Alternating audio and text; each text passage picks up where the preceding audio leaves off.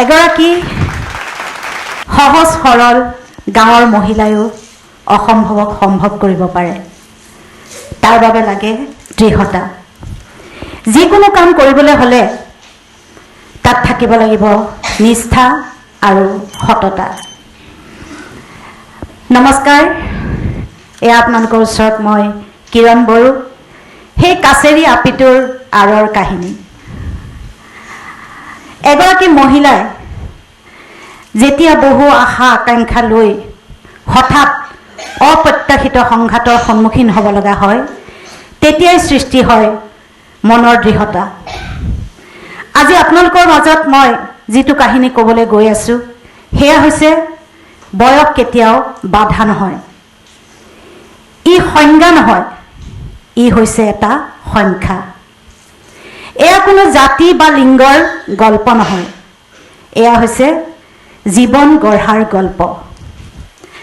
আজিৰ পৰা ঠিক 10 বছৰৰ আগত 52 বছৰ বয়সত মোৰ জীৱনৰ গতি সলনি হৈছিল।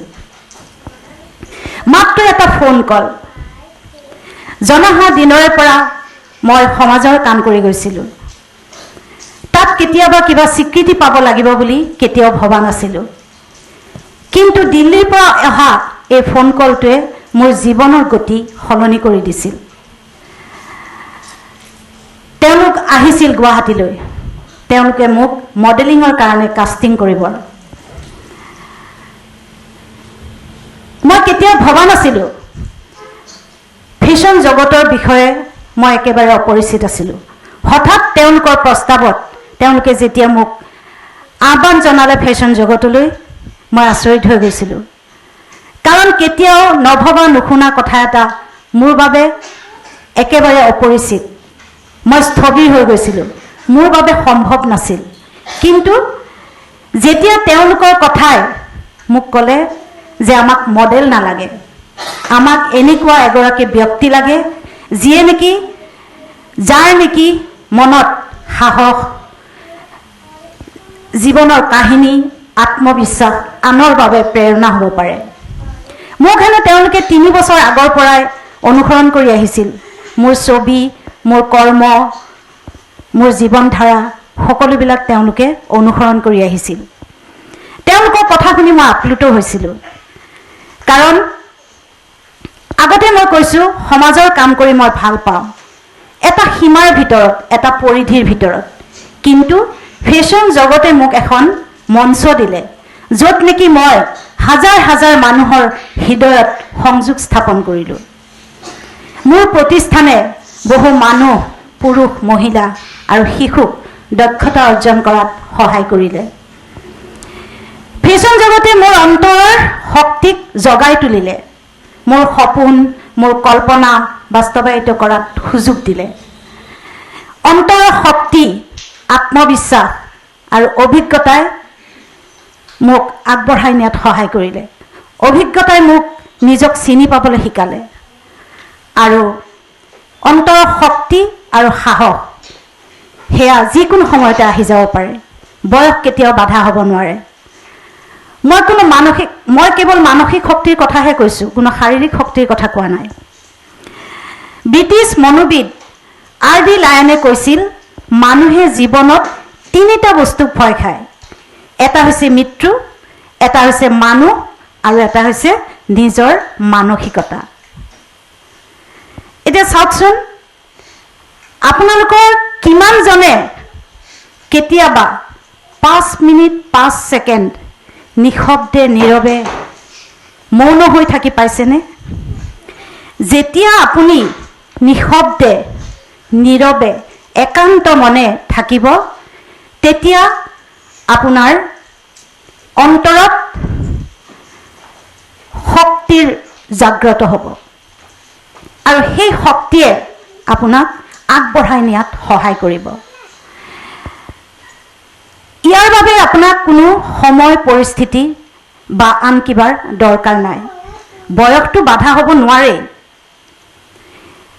সেয়ে আপোনালোকক কৈছোঁ যে 5 মিনিট 5 ছেকেণ্ড আপোনালোকে নিজৰ বাবে ভাবক।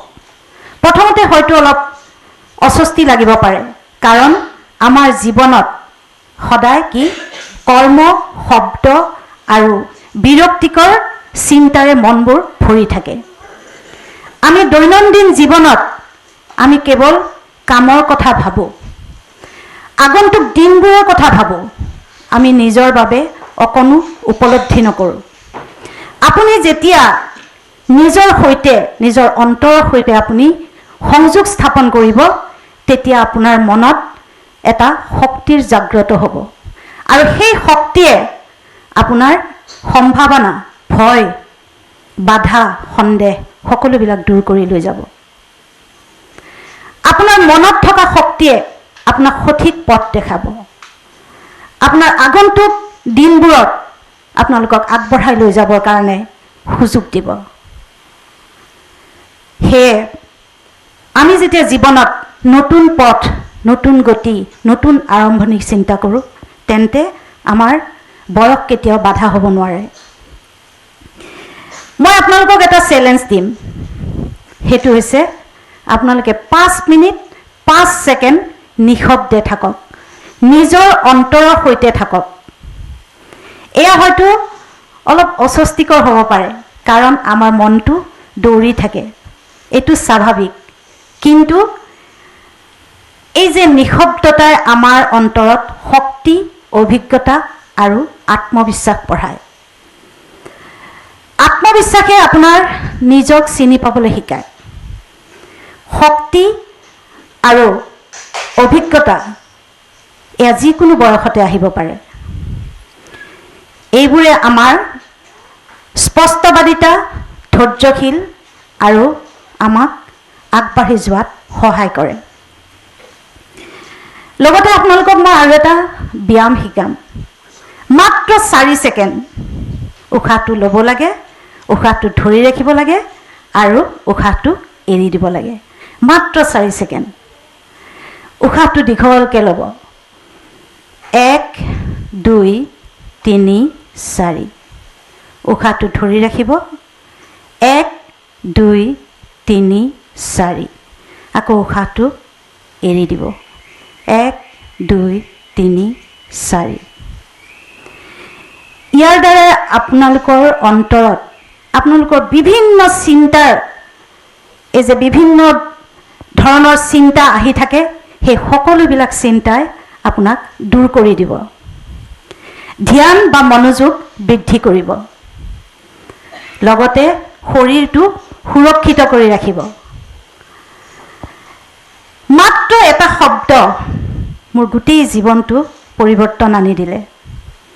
সেই পৰিৱৰ্তনে নিঃশব্দে নীৰৱে মোৰ অন্তৰত থকা শক্তি, আত্মবিশ্বাসক বঢ়াই তুলিলে।